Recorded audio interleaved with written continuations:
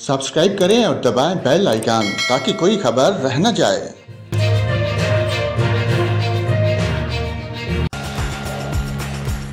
अस्सलाम वालेकुम नाज़रीन, यहाँ पर अफसोसनाक खबर से आपको आगाह करते हैं। जहाँ पूरा मुल्क सैलाब मुतासरीन की इमदाद के लिए पेश है, वहाँ कुछ लोग मुतासरीन की इमदाद की आड़ में अपने शैतानी मंसूबों की तकमील के लिए भी आगे आ रहे हैं।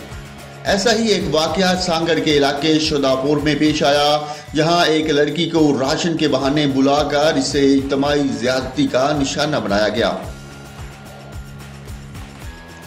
सैलाब से मुतासरा लड़की गोमती को राशन देने के बहाने बुलाया गया और नशा आवर अद्वियात खिलाकर इसे इज्तिमाई ज़्यादती का निशाना बनाया गया।